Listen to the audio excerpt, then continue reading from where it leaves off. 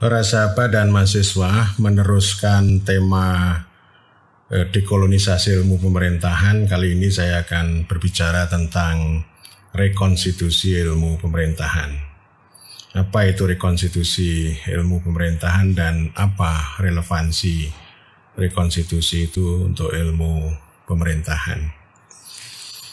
Pada tahun 1985, Profesor Mulyarto Cokroaminoto, guru besar administrasi publik di Psikologi UGM, itu menulis artikel pendek bertema ilmu pemerintahan dan ilmu politik, suatu pengantar diskusi.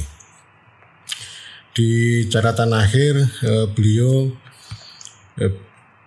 berbicara sebenarnya relevansi Pancasila dan Undang-Undang Dasar 45 dalam ilmu pemerintahan. Saya bacakan secara lengkap ungkapan beliau. Begini, meskipun dalam studi pemerintahan kita tidak dapat melepaskan diri dari konsep-konsep asing, namun perlu digali dan dikembangkan konsep-konsep yang berasal dari bumi Indonesia melalui indigenization of concept. Pembumian konsep. Sebagai sains, kita harus mengembangkan sejauh mungkin kualitas keilmuan yang objektif dan universal. Akan tetapi, sebagai art atau sebagai seni, kita tidak dapat melepaskan diri dari konfigurasi ideologis, sosiopolitik, dan sosiokultural sehingga menjadikan upaya kita menjadi culture bound. Berlakunya konsep-konsep ilmiah adalah kondisional, bergantung pada situasi, tempat, dan waktu. Oleh karena itu, di dalam mengembangkan keuniversalan studi ilmu pemerintahan, aplikasinya di Indonesia tidak lepas dari konfigurasi normatif seperti Pancasila dan Undang-Undang Dasar 1945 serta tata nilai lainnya dan konfigurasi objektif lainnya. Ini artinya ingin kita kalau secara filsafat ilmu baik secara ontologi, secara epistemologi dan lebih khusus lagi secara aksiologi ilmu pemerintahan itu perlu melihat, perlu melekatkan dengan Pancasila dan Undang-Undang Dasar atau konstitusi gitu. Memang ini bukan hal yang baru Woodrow Wilson ketika dia menulis Study of Administration pada tahun 1887 itu dia juga berbicara tentang Amerikanisasi. Maksudnya dia banyak belajar tentang administrasi Eropa, baik Perancis maupun juga Jerman kameralisme itu diamerikanisasi, disesuaikan dengan konstitusi gitu. Itu 1887, meskipun kemudian ketika dia menulis tentang constitutional government tahun 1908 itu dia banyak mengkritik konstitusi. Konstitusi itu juga bahkan mengkritik banyak, membuat pemerintahan Amerika itu menjadi konservatif, lambat, dan Woodrow Wilson itu kan dikenal sebagai perintis progresivisme Amerika baik dia sebagai ilmuwan politik, kemudian juga sebagai gubernur, kemudian pernah menjadi rektor di Princeton, gubernur, dan kemudian presiden Amerika.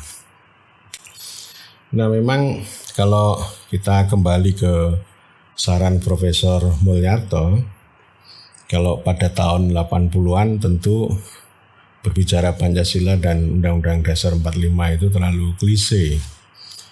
Kenapa? Karena dulu ada kontradiksi.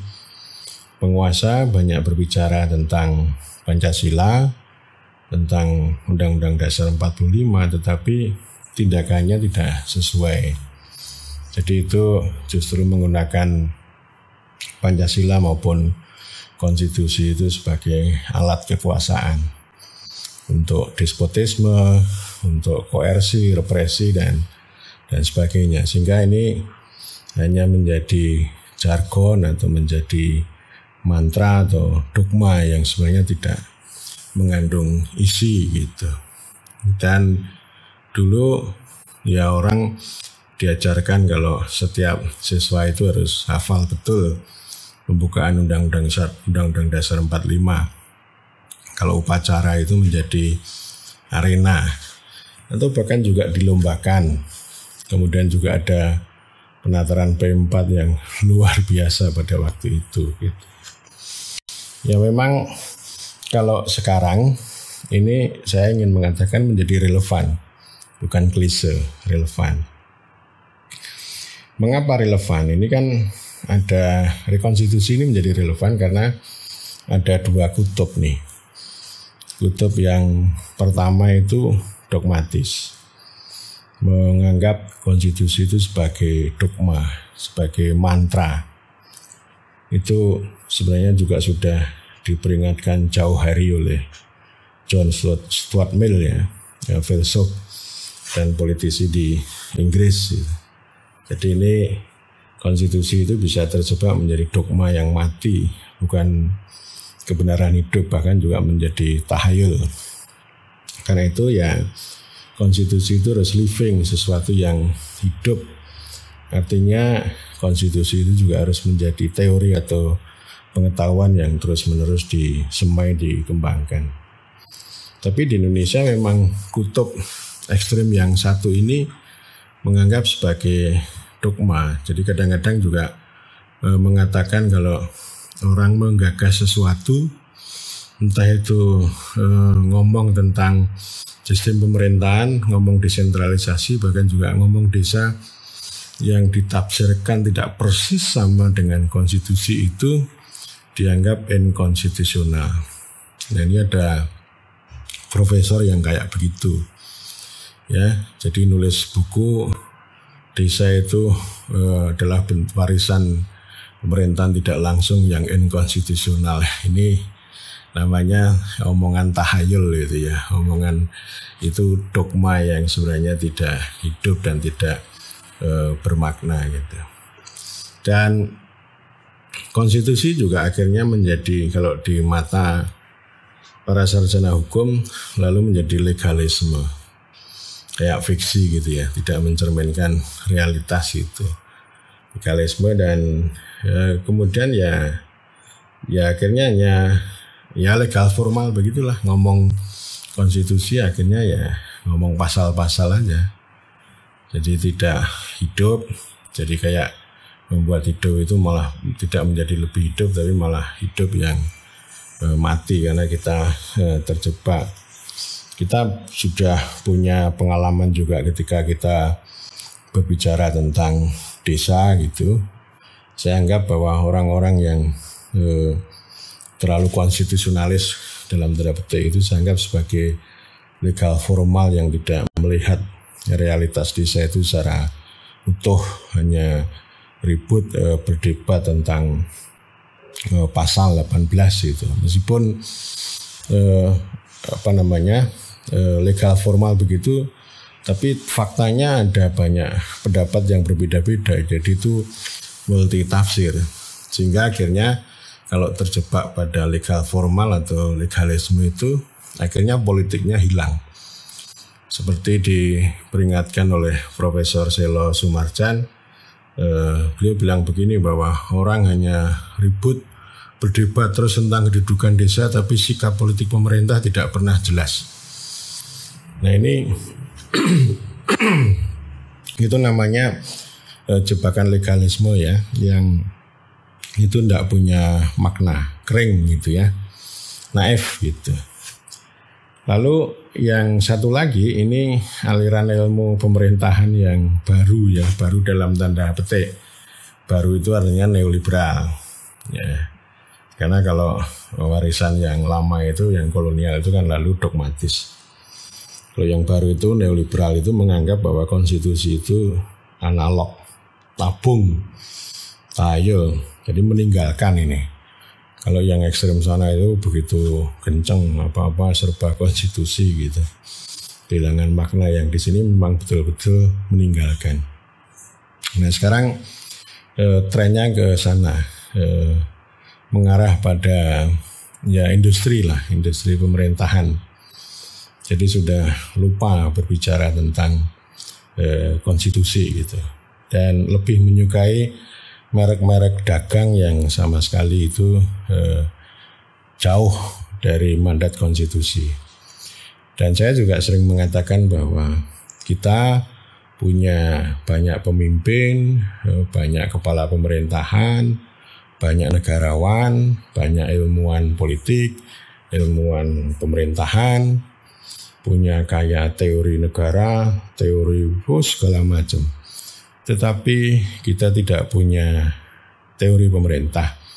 Kita tidak memiliki pemerintah dalam arti yang sebenarnya sesuai dengan konstitusi, yaitu pemerintah yang berkedaulatan rakyat yang ada di dalam pembukaan Undang-Undang Dasar 45, negara Republik Indonesia yang berkedaulatan rakyat, yang kemudian dalam batang tubuh kita juga punya konsep namanya negara hukum demokratis.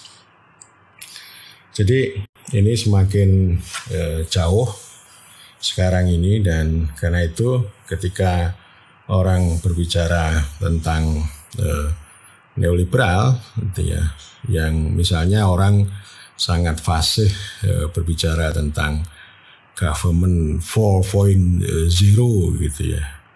Lalu apalagi ya, citizen based government, world class government, digital government gitu. Nah, pertanyaannya itu kedaulatan rakyatnya di mana gitu. Jadi industri pemerintahan itu sebenarnya untuk siapa gitu. Kalau kemudian konstitusi itu ditinggalkan. Nah, alasannya di situ saya. Kalau sekarang kenapa saya bicara rekonstitusi atau bringing constitution back in ya. Yang dalam ilmu pemerintahan itu alasannya di sana. Memang ilmu pemerintahan itu punya kurikulum, satu mata kuliah tentang studi konstitusi juga diajarkan. Memang diajarkan juga, tetapi yang mau saya katakan ini kan tidak koheren. Di satu sisi belajar konstitusi, belajar Pancasila, tetapi diskursus yang dikembangkan entah itu ketika menulis atau webinar atau mengajarkan pada mahasiswa itu tidak connect, tidak koheren. Jadi yang diomongkan yang tadi itu sibuk ngomong kepemimpinan transformasional, revolusi industri 4.0, digital, kemudian government 4.0 dan seterusnya. Yang ini juga mengarah yang semakin jauh dari mandat pemerintahan yang berkedaulatan rakyat. Nah, konstitusi itu melimpah, pengetahuan teori konstitusi itu melimpah, bahkan sejak zaman Yunani kuno itu sudah berbicara konstitusi. Jadi kalau kita berdebat atau menguraikan tentang makna konstitusi ya itu sudah banyak literatur.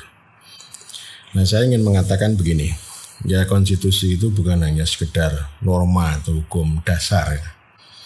Memang itu hukum mau tidak mau ujungnya akan berbicara tentang hukum dasar.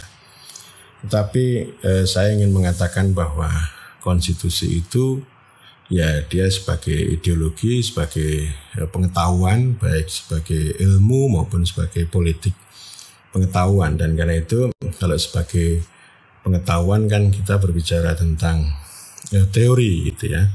Konstitusi ada yang bersifat bisa dimaknai secara deskriptif, empirik, dan juga normatif preskriptif. Jadi kalau misalnya yang kita tuangkan dalam pasal-pasal atau dalam batang tubuh itu kan cita-citanya atau idealisme. Kita misalnya mau mencapai negara Republik Indonesia yang berkedaulatan rakyat atau negara demokratis, negara hukum demokratis. Nah, tetapi sebagai teori kan bisa kita uraikan. bisa kita elaborasi lebih jauh apa yang kita maksud dengan negara hukum demokratis itu. Jadi artinya kita tidak sebagai norma, sebagai preskripsi lalu kita tidak keluar dari kerangka itu, lalu berbicara good governance, berbicara tentang digital government yang sebenarnya tidak ada kaitannya dengan konstitusi. Jadi ini sebagai teori itu kan gini, konstitusi itu adalah pemerintahan. Ya kita ngomong pemerintahan. Ada juga memang yang mengatakan bahwa konstitusi itu adalah esensi negara. Jadi watak organik negara yang sekaligus juga assembly gitu ya, atau sebuah kumpulan untuk kewargaan. Tapi paling tidak kita bisa mengidentifikasi dan kemudian juga mengelaborasi banyak konsep kunci yang ada di dalam konstitusi itu, dan itu sebagai pengetahuan itu bisa kita elaborasi lebih jauh baik dengan dialektika universal maupun lokal gitu. Dan nanti akan ketemu, kita bisa menemukan dialektika itu menjadi lebih menarik gitu. Kita juga bisa melakukan perspektif komparatif. Kita juga bisa menggunakan berbagai macam teori yang berkembang dalam ilmu sosial, ilmu politik, dan juga studi pemerintahan dunia untuk memperkaya itu. Sebaliknya, pemerintahan kan juga konstitusional gitu. Konstitusional itu kan artinya bukan pemerintahan personal. Jadi konstitusi itu kan sebuah kesepakatan konstitutif ya. Konstitutif itu kan kekuasaan bersama atau kontrak sosial yang disepakati itu. Artinya konstitusi itu ya sebagai pengetahuan, sebagai norma atau hukum dasar menyalurkan pemerintah itu atau pemerintahan melalui konstitusi dan sekaligus juga membatasi kekuasaan pemerintah. Sehingga kan sebenarnya maknanya di satu sisi itu kekuasaan pemerintah itu disalurkan, otoritasnya disalurkan, termasuk juga kewajibannya, tapi kekuasaannya juga dibatasi. Sehingga kita pernah mengenal konsep kekuasaan tidak tak terbatas ya. Jadi bukan semata-mata kekuasaan terbatas, tapi tidak tak terbatas. Ini kan berarti punya dua pengertian. Tidak terbatas itu artinya ada otoritas, bagaimana menggunakan kekuasaannya untuk menjalankan fungsi-fungsi negara. Dan yang satu lagi ya terbatas, artinya dia tidak bisa semena-mena secara despotik ya. Artinya yang pertama kekuasaan tidak terbatas itu kan bagaimana mewujudkan hak-hak ya, atau kedaulatan rakyat dan juga hak-hak warga maupun masyarakat. Ya, jadi itu prinsip konstitusi begitu, dan ada banyak teori tentu saja. Maksud saya aksiologi ilmu pemerintahan itu bukan untuk mencapai good governance, bukan untuk mencapai digital government, bukan untuk adaptive government, bukan untuk world class government, bukan untuk citizen based government gitu ya. Tetapi maknanya adalah itu tadi ya, negara Republik Indonesia yang berkedaulatan rakyat atau negara hukum yang demokratis. Jadi negaranya hukum, pemerintahnya demokratis. Negara itu ya sebuah entitas ya. Lalu pemerintah itu adalah sebuah institusi yang bisa mengatur, mengurus atau memerintah negara itu. Atau saya sering mengatakan bahwa pemerintah milik rakyat, negara itu milik warga. Kalau warga berkumpul itu namanya society atau masyarakat. Jadi bukan penduduk ya. Kalau penduduk itu nanti akan kita bahas lebih lanjut bahwa itu distorsi yang luar biasa. Jadi ya itu tujuan saya berbicara tentang rekonstitusi. Jadi ini kita menjernihkan, mendudukkan ulang. Karena itu saya mengingatkan para mahasiswa dan juga para sahabat jangan gandrung ya pada pemerintahan industrial ya. Tapi kita kembali ke pemerintahan konstitusional, bukan juga pemerintahan personal, tapi pemerintahan konstitusional. Cita-citanya kita jelas, jangan gandrung pada merek-merek dagang ya, atau yang saya sebut sebagai industri pemerintahan itu. Nah, sekarang kan gandrung itu ya, kalau acara apapun itu orang itu sakit juga itu ya.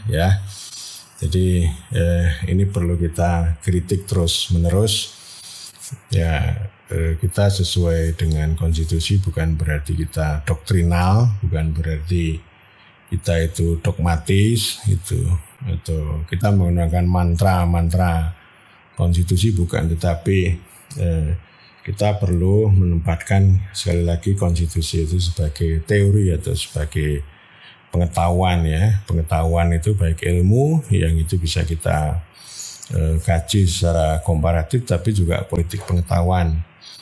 Politik pengetahuan itu berbicara tentang ilmu atau pengetahuan itu untuk siapa. Sekali lagi ya, ini tentu untuk kepentingan rakyat dan juga untuk kepentingan warga. Bukan hanya untuk kepentingan ilmu, apalagi kalau pemerintahan industrial itu kan untuk industri, untuk pasar, untuk tengkulak. Sebenarnya bukan untuk rakyat. Saya kira demikian dan terima kasih.